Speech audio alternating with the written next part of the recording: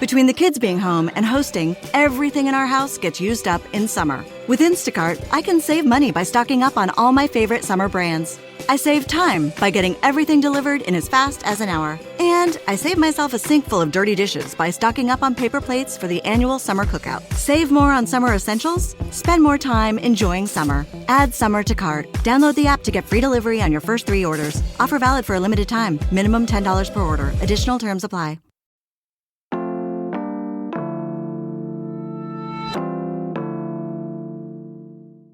Today on CityCast Pittsburgh, our city kids are going back to school today, and it seems like the district's staffing crises aren't as bad as we expected. But why has it been so hard to fill teaching jobs in Pennsylvania? I'm with CityCast Philly host Trinae to talk about why it's so much worse here in Pennsylvania than in other parts of the country, and what Pittsburgh and Philly could be doing about it.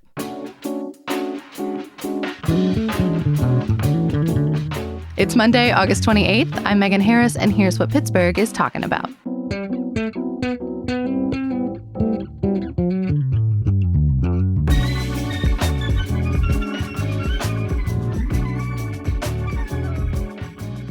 Hey, Megan. Hey, Trinae. Good morning. So I'm getting ready to send the kids back to school. I got a pile of notebooks and crayons and pencils on the kitchen table.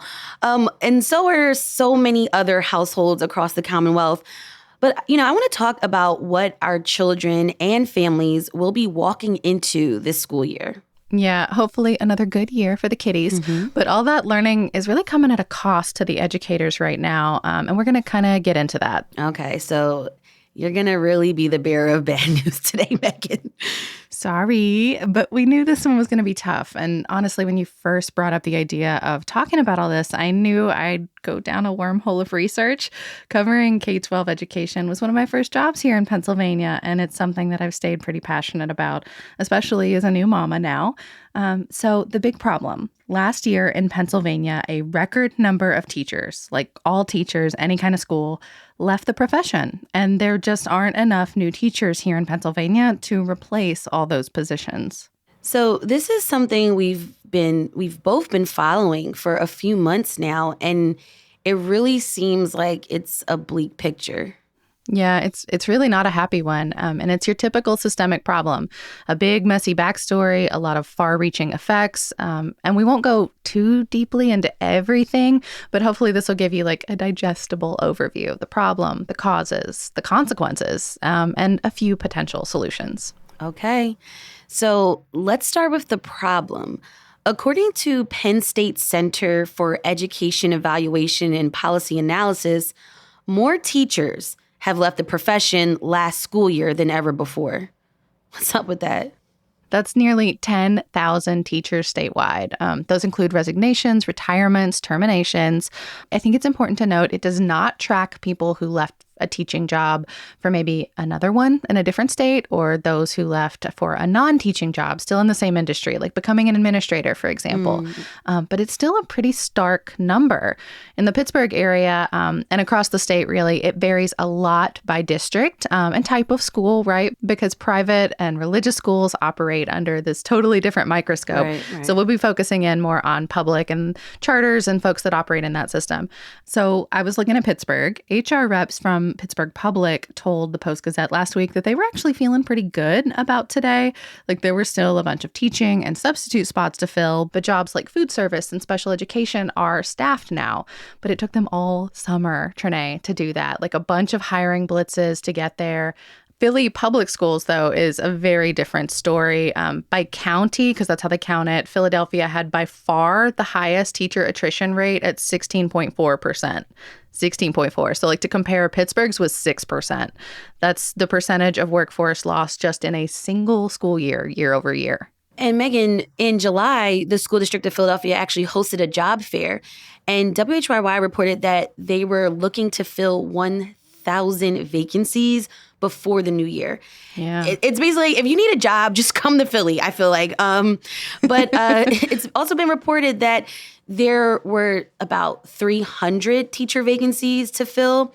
But the great news, I think, in this WHYY article is that it said that 200 candidates were currently in that onboarding process. So it's looking like there's movement in this direction. Yeah, and I think that's a really great and important point. Like, I mean, a lot of us don't get hired in this way, right? Like we go through a more standardized hiring process and we know what's coming. That doesn't happen in our education system every year for everybody. Like this hiring stuff can really get locked in at like the last possible moment. That seems so strange to me, though, right? And it stresses me out because I'm like, know. who's going to be my kid's teacher? And what school supplies do I need, right? Like, and literally Thursday and Friday, I guarantee you districts all over the state were trying to like make final arrangements for some of these classroom assignments. It's kind of nuts. So the latest numbers I saw in Pittsburgh is that they were still lacking 30 teachers and 50 substitutes. That's as of last week. But that could be totally different as of today. So that's where we are headed into this school year. Which starts today for Pittsburgh Public. Every district and every region is a little bit different. Might have been last week, might be next week. So I want to know, Megan, why can't the state and our respective cities keep enough good educators? That is the big question, right? Like, why aren't there more teachers right now? And there are a bunch of reasons, but we're going to focus on 4 big ones. Are you ready for these? Okay. Yeah, I'm ready. Number 1, this will not come as a shock to anyone. Teacher salaries have not kept up with inflation, especially for our early career teachers. Right. There's just not enough money. Number 2, loss of prestige, which I thought this one was interestingly phrased. So teachers are reporting that they don't feel respected. And some of that is about pay, but also about how our classrooms are being politically legislated right now, how folks have been coming for our library systems, changing what kinds of history or what version of history gets taught. And that's just some of the more recent stuff. Like if you go back to the second Bush era, teachers have been complaining, rightly, I think, about having less and less control of their classrooms and the outcomes of it because of so many standardized tests. And then, of course, the pandemic, right? Like teachers, some of them never came back. A lot of students have struggled to keep up in that kind of virtual environment. I don't know if your kids had any experiences with that. Oh, yes. But then, yeah. Then there's learning loss, right? And sometimes kids like act out. So there's mental and behavioral health stuff that just classrooms and districts have struggled to keep up with. And then one more big one kind of under this, number 2, a lot of teachers are afraid of being shot. Like school shootings are weighing on people a lot. All of that stuff is kind of combining to make the teaching profession look a lot less advantageous than it once did. I completely can understand where they're coming from. Yeah. So I think number 3 is actually weirdly a good thing, but it's not helping our schools. So we've got a really good economy right now, which means that teachers have options. Like a lot of them are college educated. They're excellent project managers. They can make complicated stuff seem simple. In most cases, they're pretty patient people. These are really attractive skills. Right. Like higher paying professions are recruiting them like crazy, even among their own. Like some teachers, it just makes more financial sense to become an administrator, even if that means losing the stuff you love that got you into it, the classroom part. And then last, number 4, training. This is the piece that I think is so stark to me. When I moved to Pennsylvania a decade ago, our colleges and universities were still considered one of the best training programs nationwide for teaching. And at the time, it was not uncommon to see 3,000 or 4,000 applicants for a single job. Like imagine that 10 years ago. And that's just not the case anymore. In years prior to that, things were quietly changing. There had been 2,000 teaching jobs cut across the state. So that's why suddenly there were all these applicants everywhere. And the training just vastly outnumbered our available teaching jobs. So young people were looking around and being like, okay, maybe there's not going to be a position for me. Maybe I should study something else. And I don't know if you remember this, Trinae, but there was headlines constantly around that era, like 2012, 2013, 2014, about our teacher's pension. Yeah, there were a lot of strikes happening across the state with different districts around teachers' salaries and pensions. Yeah. Yeah. So now you don't even have that baller retirement to sweeten the pot. So in that last decade, fewer and fewer people have been going to college to become a teacher. Universities responded by reducing their training and education programs, and some of them dropped them altogether. So now suddenly we have the reverse problem: a ton of jobs and not enough people interested or certified to fill them all.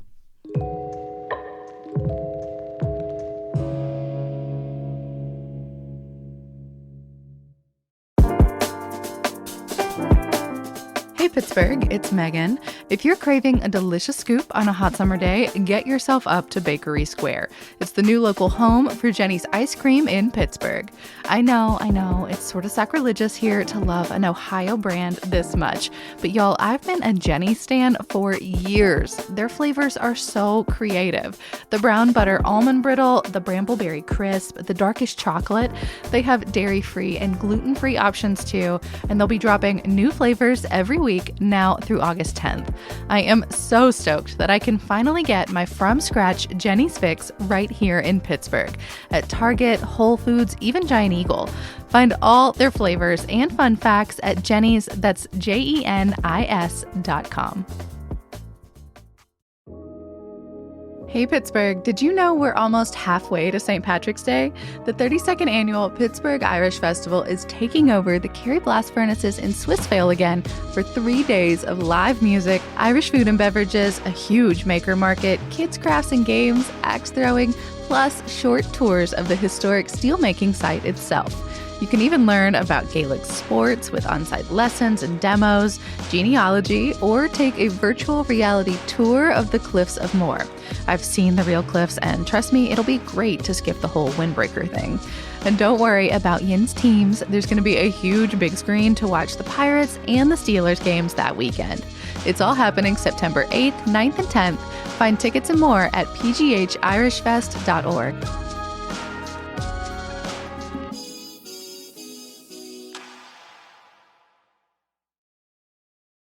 Okay, so how is this all going to play out in our classrooms, right? What's going to happen in Pittsburgh and what's going to happen in Philly? So that's the next big thing, right? Like the consequences. I think you've probably seen evidence of this. Philly has been faring the worst of any county in the Commonwealth. According to that Penn State study, we'll link it in the show notes, turnover in many cases is highest among men and teachers of color. You and I, of course, both know this, but I think it bears saying city school districts like Pittsburgh and Philly serve much larger populations of kids of color than anywhere else in our state. But in Pennsylvania, Black, Hispanic, and multiracial teachers were around twice as likely to leave the teaching profession than their white counterparts. These are really pressing issues in Pittsburgh and Philly. Philly, of course, has one of the highest concentrations of Black residents in the entire United States. It's really important we figure this out. You know, it's something to have a teacher that understands you, not just academically, but the whole person of you as a student, understands your family, understands cultural celebrations that you have, some of the fun stuff that is just kind of normal to the development of any child. You know, having that mentor, the coaches, and that teacher that, you fall, like I fell in love with music and history because of certain teachers. So it's just really important for, the whole part, of education. Yeah, and it models the education system too. Like, a really good teacher can make you maybe consider being one yourself in some capacity. But if you don't see yourself in the system, then why would you dream of becoming part of it? You know what I mean? So the why behind that, I think some of it is burnout, right? For sure, yeah. The RAND Corp recently published a study, I think it was in June, that found that Black teachers specifically report much higher rates of burnout all over the country, and that they just felt more likely to quit their jobs. Some of it, I think, is bad policy, like the racist, sexist, homophobic curricula we see being peddled, especially in Texas and Florida. And then some of it is also just bad planning. There's this really cool organization in Philly called the Center for Black Educator Development. Mm-hmm. They do a lot of work around recruiting teachers of color, but its leader, Sharif El-Mekki, he told NBC that a lot of the districts that come to him for help don't have any plans for retention. Like, they get the talent in the door, but then they don't provide any opportunities for advancement or professional development or mentorship. Like, they don't get to shape local policy or curricula. So they get hired and then they're out of there. I feel like there's been a pullback recently of diversity and inclusion efforts at a lot of different companies. And a lot of workers and professionals of color have said similar things, that they're just not getting that type of support. Now, those are probably just regular teaching jobs. And I'm guessing it's worse for people who are taking on temporary positions, part-time work, substitute work even. Yeah, 100%. So, Megan, with teachers leaving, how does this impact the classroom? I mean, turnover hurts everyone, right? Like Chalkbeat actually did a really nice 2-part breakdown that we'll link in the show notes, but I'll give you the Cliff Notes version. Students lose a trusted face, a person who recognizes you, your talents, your skills, and helps you through your challenges. Schools lose institutional knowledge. Like you can't ask last year's teacher about a student's progress, so you have an idea of what you're walking into. That loss of teachers then leads to maybe lower student test scores, which, as we have established, can affect some of that state and federal funding and the support that makes you feel maybe less good about the job you're doing because of the way you feel like you're being judged on it. And schools can't find substitutes. So then the full-timers have trouble taking time off, or they have to cover extra classes. They get tired. There are just a lot of downstream effects to all this. Yeah, for sure. I also want to add for my family, my daughter is going into 4th grade, but her kindergarten teacher and I, we're actually still friends. We talk and share things about life on IG. And, she continues to encourage the children. Oftentimes, people don't think about that relationship building that happens between a teacher and a student or a teacher and a family. That old saying that it takes a village to raise children. I really believe that. And I want to give my children's teachers, the past, present, and future ones, props for helping me as a parent raise and educate my kids. So, Megan, I know we've talked a lot about kind of the bleakness. The bad. Megan, I know we've talked about the bad, right? But, what do we have to look forward to? This is definitely a pressing issue in Pennsylvania. What are some possible potential solutions? This is the fun part. 7 potential positives here. Okay, thank God. So, number 1, and I think this cannot be overstated, we could just pay people more, especially early and mid-career teachers, or for harder to cover subjects, or, for schools that are just particularly difficult to staff. The state could help pay more. That's number 1.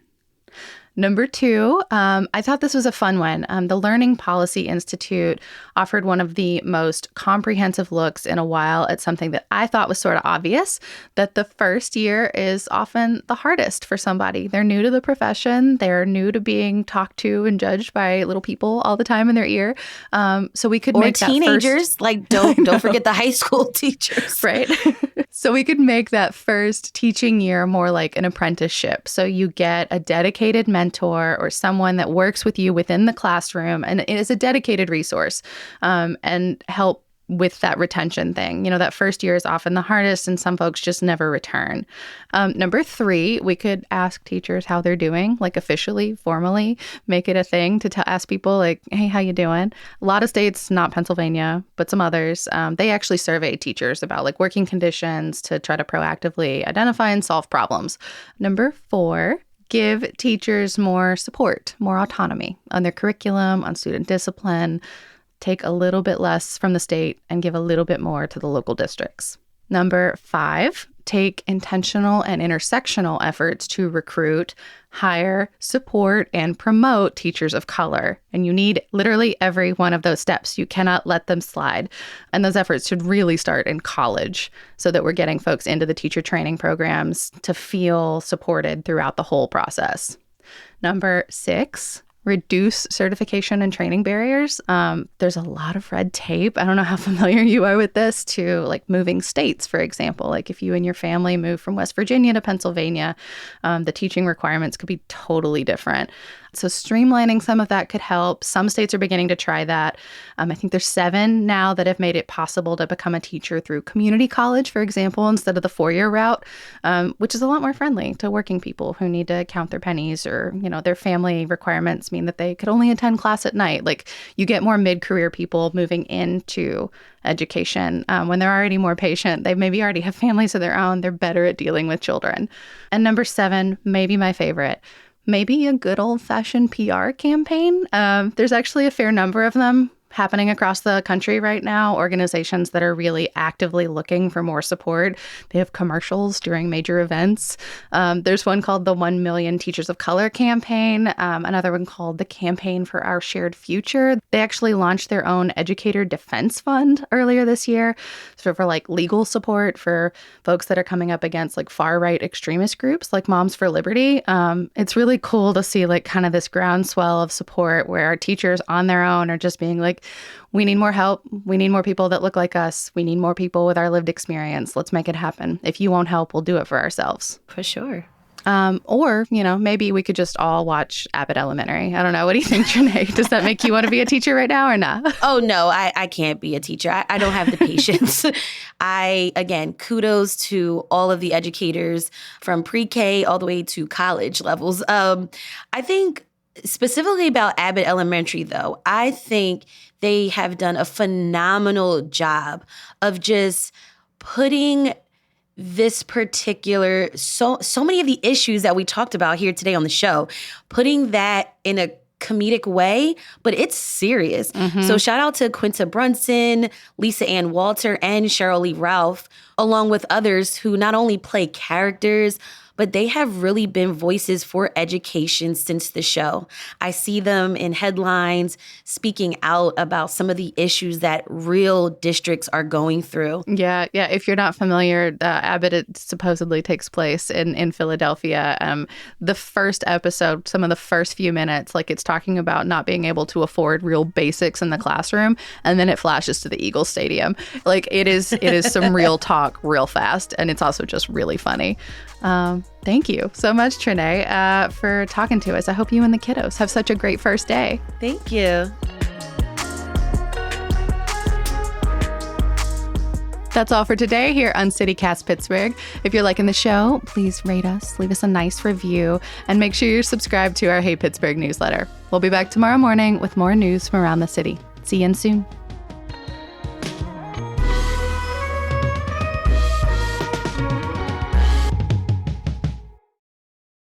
Oh, you say yins, right? Is that what you're saying? Mm-hmm.